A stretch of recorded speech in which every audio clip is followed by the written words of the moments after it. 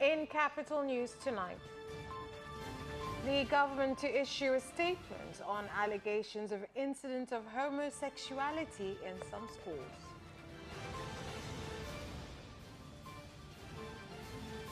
Residents in Rukwa have been warned to avoid riverbanks and flooded areas.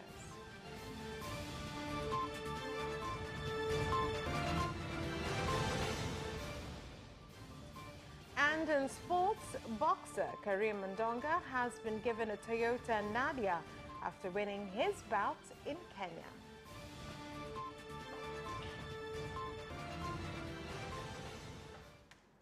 Good evening. This is Capital News at 9:30. My name is Vanessa Victor. Let's start things off with the national news.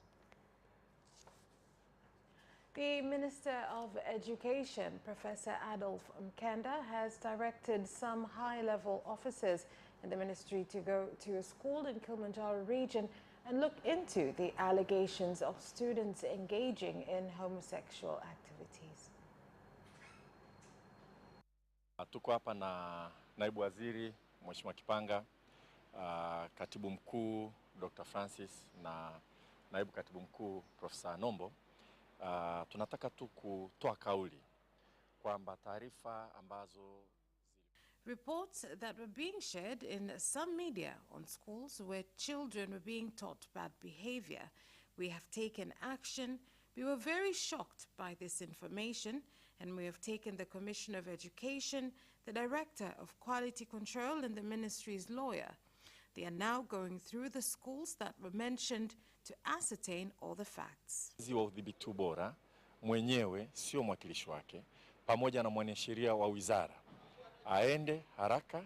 Sasa hivi wanapitia hizo shule zilizotajwa na kujaribu kupata facts zote. The police force in Rukwa region has warned citizens in the region to take precaution in areas affected by floods and rice fields, as well as to prevent children from playing in such areas after 4 people died in Nkasi and Sumbanga districts from drowning in water holes. Yapo matukio manne ya watu kufa maji, na haya yote yametokana na mvua hizi zinazonyesha. Mito imefurika, lakini hata madimbwi ambayo hayakuwa na maji wakati wa jua kali sasa hivi yamefurika maji. There have been 4 deaths caused by water, and this has been due to the rains that have been falling, causing floods, even filling ditches and holes that did not have water. Kwa hivyo kwa yote haya ni wape tahadhari wananchi kwa kipindi hiki cha mvua zinazoendelea kunyesha, wawe na tahadhari kubwa. And the President of the United Republic of Tanzania is attending the opening of the 2023 World Economic Forum in Davos, Switzerland, a meeting which brings together leaders from government, business and civil societies to address the state of the world and discuss priorities. President Samia Suluhu Hassan is leading a delegation of African leaders at the forum, which among other issues will focus on the effects of the Ukraine war and climate change on the global economy. The High Court in Arusha has plans to hear the appeals case filed by the Director of Public Prosecutors DPP against former High District Commissioner Lengai Ole Sabaya and 5 co-accused for 5 consecutive days. Here's more. While adjourning the appeal, which is set to be heard today, the Deputy Court Registrar of the court, Judith Kamala, said that the appeal will continue to be heard for 5 consecutive days from the February 27th to March 3rd of this year. In the appeal number 155 of 2022, other respondents along with Ole Sabaya include Enoch Nkeni, John Aweyo, Sylvester Nyegu, Javskin Macha and Nathan Msuya. The appeal against Sabaya and 5 others is opposing the ruling by Arusha resident magistrate Patricia Kisinda that was issued on June 10th of 2022. that released Sabaya and the others who were facing an economic sabotage case in the courts. And citizens of Elimu Street, Nyankumbu ward in Geita region have urged Tanzania Rural and Urban Roads Agency, TARURA, in the region to take action against building investors who block road drainage systems during construction, causing flooding into their homes.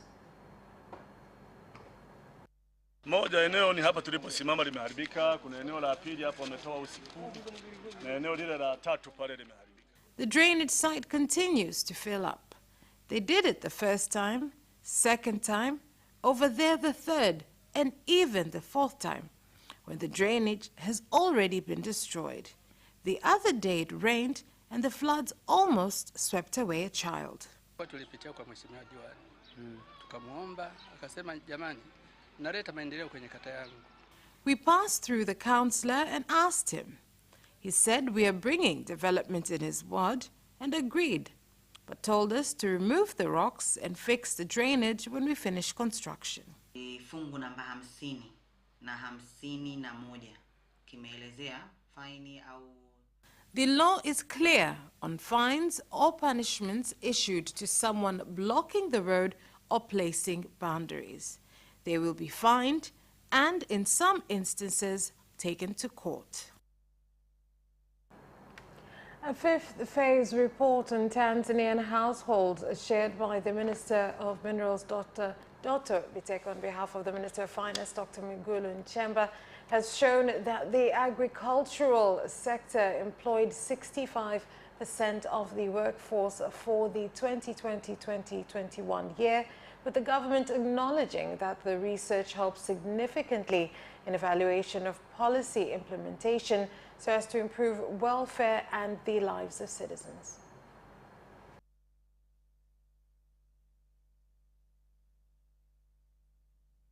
Katika kilimo ambacho kwa mujibu wa ripoti ya utafiti huu kimeajiri asilimia 65 ya nguvu kazi kwa mwaka 2020-2021. According to this report, agriculture employed 65% of the workforce in 2020-2021. Because of this information, the government has been able to determine various challenges faced by farmers and livestock keepers and decided to take action, including moving input services closer by increasing employment opportunities for input officers and providing them with necessary equipment. The release of this survey report is yet another boost to the availability of credible statistics on development progress in Tanzania.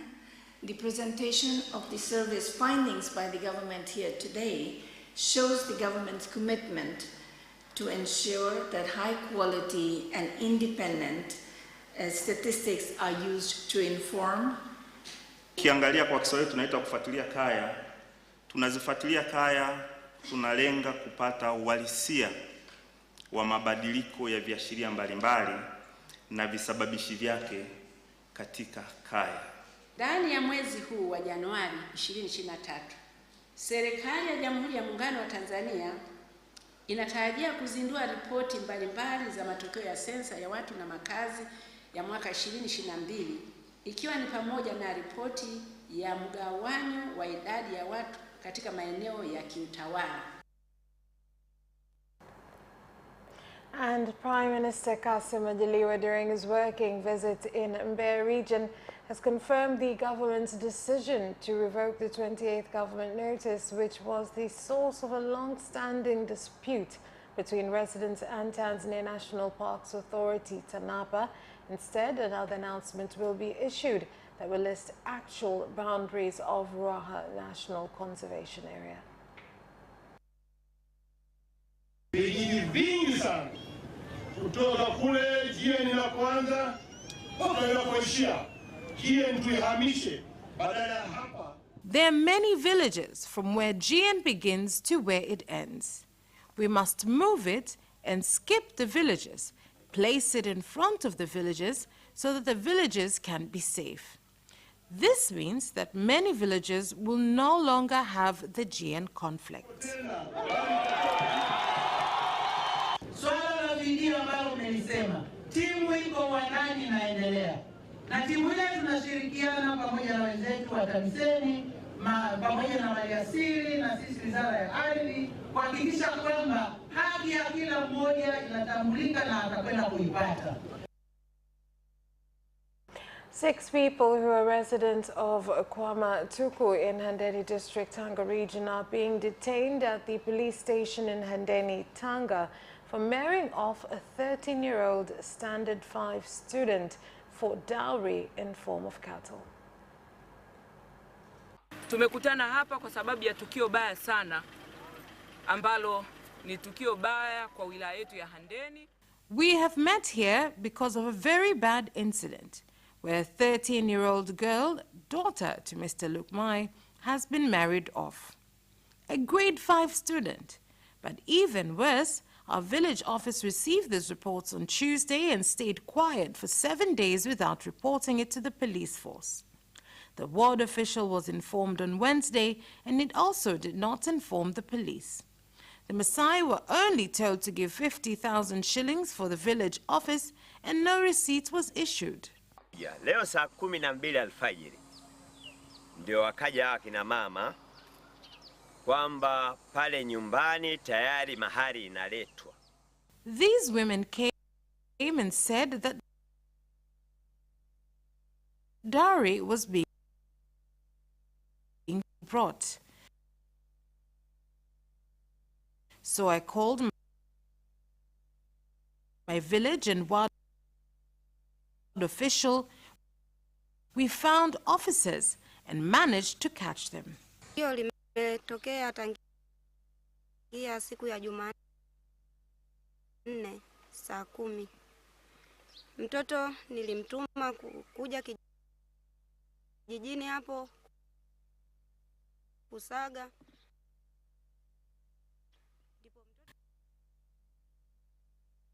The incident occurred since Tuesday at 4. I had sent the child to the village to go and grind flour. When she got there, the men were waiting and he took her. We do not know where he took the child. We took the issue to leaders and they have worked on it. Wakalifanyia kazi kama jinsi diwani alivyotamka hapa. That is all for the national news. International news is next.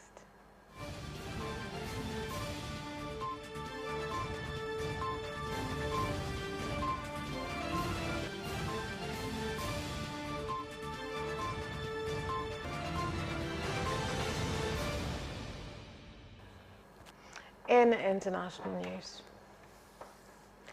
searchers have deployed drones to search for 2 passengers still unaccounted for after Nepal's deadliest plane crash in 30 years, which killed at least 70 people. Difficult terrain and inclement weather have been hampering rescue efforts near the tourist city of Pokhara, where Yeti Airlines ATR 722 turboprop with 72 people on board crashed in clear weather on Sunday just before landing. And the chairman of the Independent Electoral Boundaries Commission, IEBC, Chairman Wafula Chebulati, has handed over his final report to President William Ruto of Kenya at State House, Nairobi, as his 7-year term in office ends. Speaking at the occasion, President Ruto commended the outgoing IEBC chairman for his integrity and firm leadership.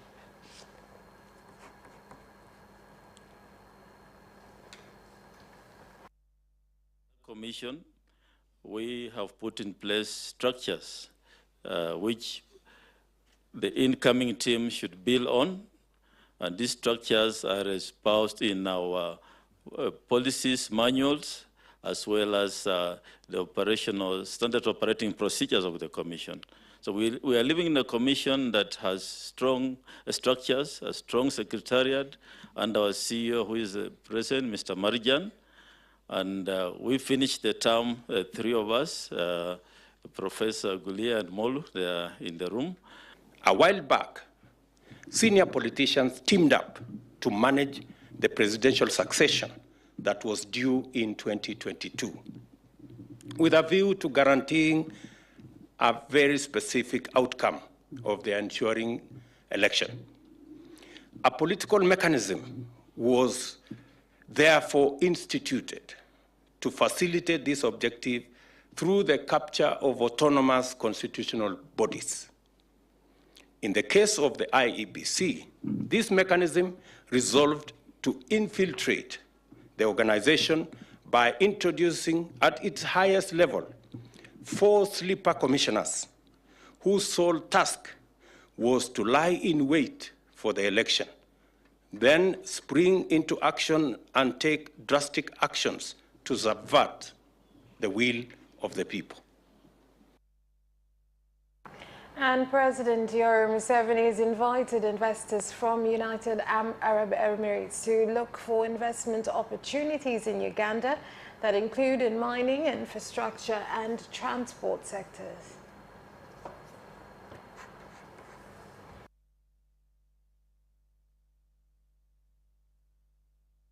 النشيد الوطني لدولة الإمارات العربية المتحدة.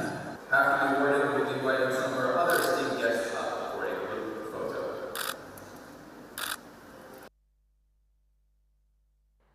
That is all for the international news. Business News is next.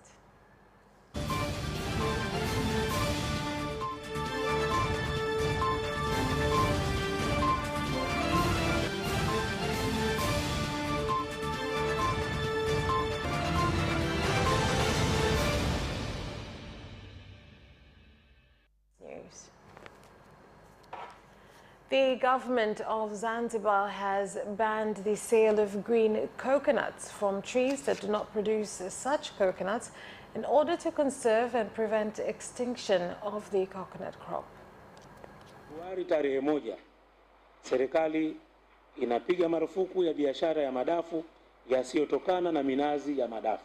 Tunapiga marufuku biashara ya madafu yasiyotokana na minazi ya madafu, na kwamba kwa kushirikiana na ofisi ya Rais Tawala za Mikoa, serikali za mitaa na idara maalum za SMZ kuhakikisha kwamba wanalisimamia hilo agizo la serikali, kuhakikisha kwamba wale wote wanaoenda kinyume na agizo la serikali basi waweze kuchukuliwa hatua. The Deputy Minister of Investment, Industry and Trade, Exod Kigahe, said the government is ready to receive views and recommendations on how to improve the investment environment in order to attract more foreign investors, particularly those with big capital. Zote sasa tunazihuisha, yani tunafanya mapitio ili ziendane na hali halisi ya mahitaji ya sasa.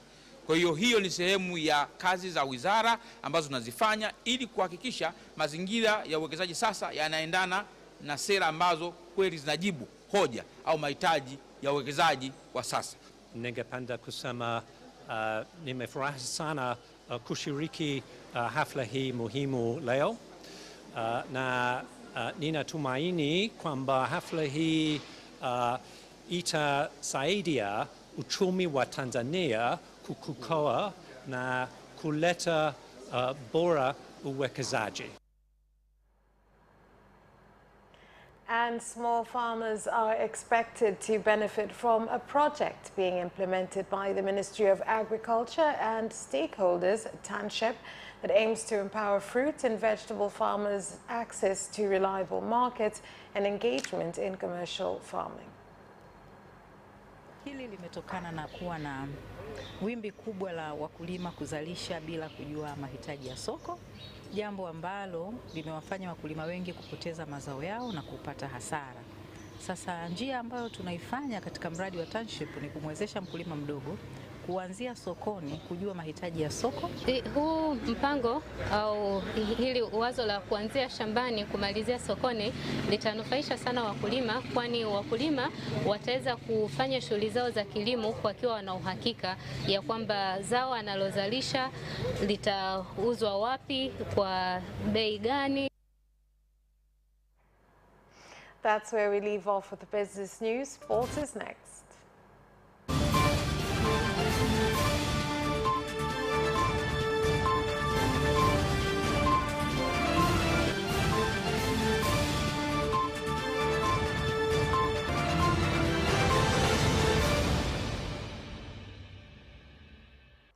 sports news. Na kweli mem. Boxer Karim Mandonga has been presented with a Nadia Toyota car following his win in Kenya against boxer Daniel Wanyoni. The car was handed over to him by Dixon Mwikombe to motivate Mandonga to continue performing well in the sport. Bila kuwa ambassador Dick Sound wala kuwa si unahitaji kitu gani, nimempa kwa moyo wangu. Kwa na washauri hata wadau, watu wenye uwezo wajaribu kusupport vitu, kwa sababu ukimsupport inampa moyo hata kufanya vizuri zaidi. Nimekuja kwa boss kufuata ahadi yangu. Boss aliniahidi atanipa gari bila shilingi 100, bila chochote kile. Nisifanye tangazo kwake, sio ambasada wake. Brother Dick Sound akikubaliana tu na Mandonga katika fighting zangu, napigwa. Mandonga anaonekana jasiri. Mandonga leo nimeenda kuleta ushindi kwenye taifa lingine. Leo kufika Tanzania, kaniambia Mandonga, asubuhi ukicha usiende kokote na usianze kutembea kwa miguu. Uje uchukue gari, mabosi wako walobaki wote watembelee ukiwa na gari. Simba Sports Club will play against Mbeya City in the NBC Premier League game at the Benjamin Mkapa Stadium in Dar es Salaam following their one-week training in Dubai. Tumefanya mazoezi ya mwisho jana na tumejiridhisha kwamba wachezaji wetu wako salama, na tunachongoja ni namna gani kesho dakika 90 zitatupa matokeo. Tunawaheshimu Simba kwa maana ni timu kubwa, lakini sisi kama Mbeya City tumejiandaa kushindana nao. Hii ni ligi. Utatu tumekaa vizuri hapa, tumefanya mazoezi, tumejiandaa vizuri timu nzima. Nashukuru watu wote wako salama. Kwa hiyo na imani tutatoa kile ambacho wana Mbeya wanategemea, kwamba tutatoa upinzani kwa Simba na kila mmoja amejiandaa kwa ajili ya kupata matokeo ya point. And Nelson Okwa hopes to show his ability at Ihefu, where he was sent by Simba on loan. Here's more. Okwa has played only 3 games at Simba, failing to make his mark in the Msimbazi squad, and has been loaned to Ihefu from Mbarali until the end of the season.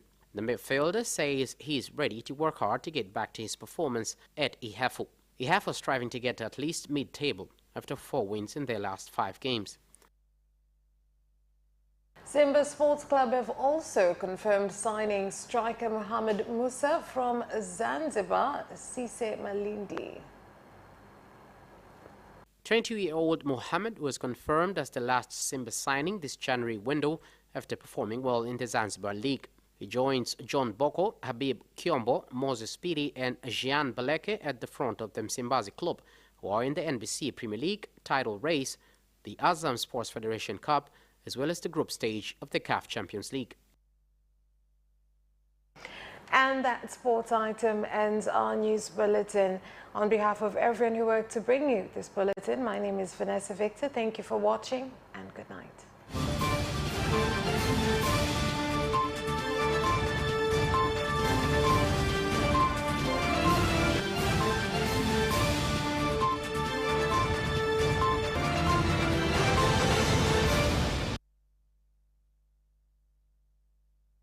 And get updated on what is happening in Tanzania and around the world on political, social, and economic issues and events, without forgetting business and sports news. You can get it all right here on Capital News at 9:30 from Monday to Friday on Zuku Channel 067, Digitech Channel 1103, and